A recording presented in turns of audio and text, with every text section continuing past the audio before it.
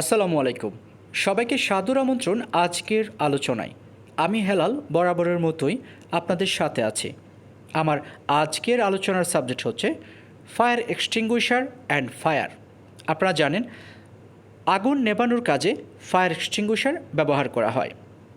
বিভিন্ন শিল্প প্রতিষ্ঠান, কলকারখানা, অফিস আদালত, এমনকি বাসাবাড়ির মধ্যেও ফায়ার এক্সটিংগুইশার রাখা হয়। তবে এই ক্ষেত্রে আপনাকে মনে রাখতে হবে ছোটো আকারের আগুন নেভানোর কাজে ফায়ার এক্সটিংগুইশার ব্যবহার করা শ্রেয়। যখন আপনি দেখতে পাবেন আগুন বড় হচ্ছে, সেক্ষেত্রে দেরি না করে অবশ্যই ফায়ার ব্রিগেডকে খবর দিবেন। আমি আজকে বিভিন্ন ধরনের ফায়ার এক্সটিংগুইশার, বিভিন্ন ধরনের আগুন এবং কোন ধরনের আগুনের জন্য কোন ফায়ার এক্সটিংগুইশারটি ব্যবহার করতে হবে সেই বিষয়ের উপর সংক্ষিপ্ত আলোচনা করব। তাহলে চলুন প্রথমে আমরা জানার চেষ্টা করি বিভিন্ন ধরনের ফায়ার এক্সটিংগুইশার সম্বন্ধে। সাধারণত 5 ধরনের ফায়ার এক্সটিংগুইশার রয়েছে। প্রথমেই আছে ওয়াটার ট্যাপস ফায়ার এক্সটিংগুইশার, এরপরে রয়েছে ফোম ট্যাপস ফায়ার এক্সটিংগুইশার, এরপরে রয়েছে CO2, এরপরে রয়েছে পাউডার ট্যাপস ফায়ার এক্সটিংগুইশার, অর্থাৎ আমরা যে এক্সটিংগুইশারটাকে ABCE ফায়ার এক্সটিংগুইশার বলি সেটা হচ্ছে পাউডার ট্যাপস ফায়ার এক্সটিংগুইশার। সর্বশেষ রয়েছে wet chemicals types fire extinguisher. এখন আমরা জানার চেষ্টা করব বিভিন্ন ধরনের আগুন সম্বন্ধে, টাইপস অফ ফায়ার। আগুনের উৎস অনুসারে আগুনকে 6 ভাগে ভাগ করা হয়েছে: class A, class B, class C, class D, class F এবং ক্লাস E।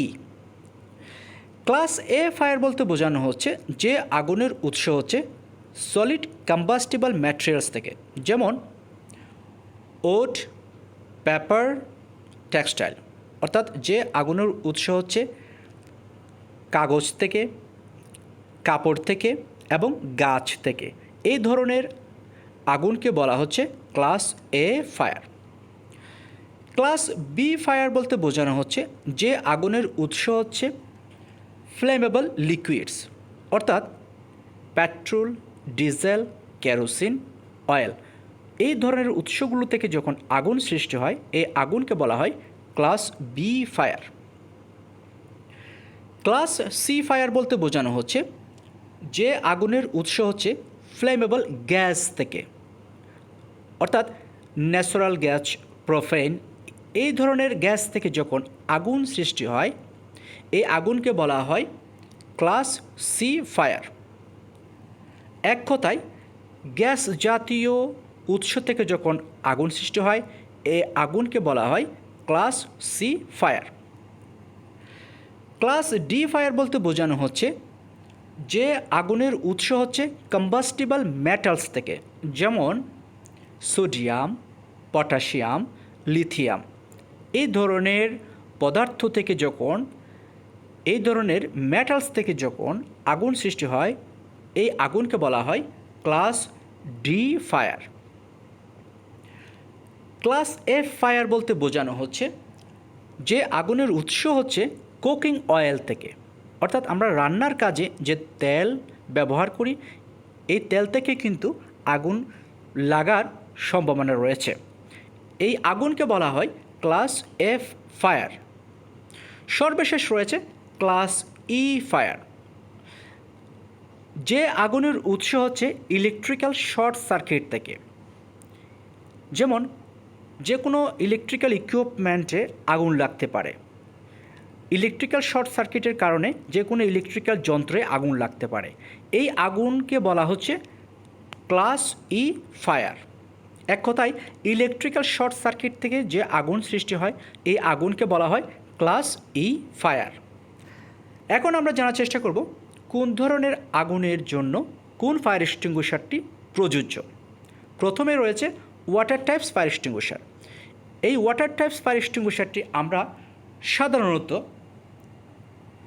ক্লাস A ফায়ারের ক্ষেত্রে আমরা ব্যবহার করতে পারবো। অর্থাৎ ক্লাস A ফায়ার হচ্ছে সলিড কম্বাস্টিবল ম্যাটেরিয়ালস, যেমন ওড, পেপার, টেক্সটাইল, অর্থাৎ কাপড় থেকে সৃষ্ট আগুন, কাগজ থেকে সৃষ্ট আগুন এবং গাছ থেকে সৃষ্ট আগুন, এই আগুন নেভানোর কাজে আমরা ওয়াটার টাইপস ফায়ার এক্সটিংগুইশারটি ব্যবহার করতে পারবো। তবে মনে রাখতে হবে এই ফায়ার এক্সটিংগুইশারটি আমরা কখনোই ব্যবহার করব না ক্লাস বি এবং ক্লাস ই ফায়ারের ক্ষেত্রে। ক্লাস বি ফায়ার হচ্ছে ফ্লেমেবল লিকুইডস, যেমন পেট্রোল, কেরোসিন, ডিজেল, অয়েল। এই ধরনের আগুন নেভানোর কাজে কখনোই আমরা ওয়াটার ট্যাপস ফায়ার এক্সটিংগুইশারটি ব্যবহার করব না। এবং ক্লাস ই অর্থাৎ ইলেকট্রিক্যাল শর্ট সার্কিটে যে আগুন সৃষ্টি হয়, এই আগুন নেভানোর কাজেও আমরা কখনোই ওয়াটার ট্যাপস ফায়ার এক্সটিংগুইশার ব্যবহার করব না। এরপর রয়েছে পাউডার ট্যাপস ফায়ার এক্সটিংগুইশার অর্থাৎ ABCE। এই নামে যে ফায়ার এক্সটিংগুইশারটি রয়েছে, এই ফায়ার এক্সটিংগুইশারটি আমরা সাধারণত ব্যবহার করব ক্লাস এ ফায়ারের ক্ষেত্রে, ক্লাস বি ফায়ারের ক্ষেত্রে, ক্লাস সি ফায়ারের ক্ষেত্রে এবং ক্লাস ই ফায়ারের ক্ষেত্রে। এই 4 ধরনের আগুন নেভানোর কাজে আমরা ড্রাই পাউডারটি ইউজ করতে পারবো। এরপরে রয়েছে ফোম টাইপস ফায়ার এক্সটিংগুইশার। এই ফায়ার এক্সটিংগুইশারটি আমরা সাধারণত ব্যবহার করতে পারবো ক্লাস এ এবং ক্লাস বি ফায়ারের ক্ষেত্রে। অর্থাৎ ক্লাস এ ফায়ার হচ্ছে সলিড কম্বাস্টিবল ম্যাটেরিয়ালস যেমন উড, পেপার, টেক্সটাইল, এবং ক্লাস বি ফায়ার হচ্ছে ফ্লেমেবল লিকুইডস যেমন পেট্রোল, ডিজেল, কেরোসিন, অয়েল। এই জাতীয় উৎস থেকে যখন আগুন সৃষ্টি হয়, এই আগুন নেভানোর কাজে আমরা সাধারণত ফোম টাইপস ফায়ার এক্সটিংগুইশারটি ব্যবহার করতে পারবো। তবে মনে রাখতে হবে এই ফায়ার এক্সটিংগুইশারটি আমরা কখনোই ব্যবহার করব না ক্লাস ই ফায়ারের ক্ষেত্রে। ক্লাস ই ফায়ার হচ্ছে ইলেকট্রিক্যাল শর্ট সার্কিট থেকে যে আগুন সৃষ্টি হয়, এই আগুন নেভানোর কাজে আমরা কখনোই ফোম টাইপস ফায়ার এক্সটিংগুইশারটি ব্যবহার করব না। এরপরে রয়েছে CO2 fire extinguisher. CO2 fire এক্সটিংগুইশারটি সাধারণত আমরা ব্যবহার করতে পারবো ক্লাস বি এবং ক্লাস ই ফায়ারের ক্ষেত্রে। অর্থাৎ ক্লাস বি হচ্ছে ফ্লেমেবল লিকুইডস যেমন পেট্রোল, ডিজেল, কেরোসিন, অয়েল। এই ধরনের উৎস থেকে যখন আগুন সৃষ্টি হয়, এই আগুন নেভানোর জন্য আমরা CO2 ব্যবহার করতে পারবো। এবং ক্লাস ই হচ্ছে ইলেকট্রিক্যাল শর্ট সার্কিট থেকে যে আগুন সৃষ্টি হয়, এই আগুন নেভানোর কাজেও আমরা CO2 ব্যবহার করতে পারবো। তবে মনে রাখতে হবে CO2 কখনোই কোনো কনফাইন্ড এরিয়াতে ব্যবহার করব না, যেমন বদ্ধ যে কোনো রুম যেখানে কোনো মানুষের অস্তিত্ব রয়েছে, এই জায়গায় আমরা কখনোই CO2 ব্যবহার করব না। কারণ কোনো বদ্ধ বা কনফাইন্ড রুমে যখন আমরা CO2 ব্যবহার করব, সেক্ষেত্রে ওই রুমে যদি কোনো মানুষ থাকে, সেক্ষেত্রে সে লাইফ রিস্কে পড়তে পারে।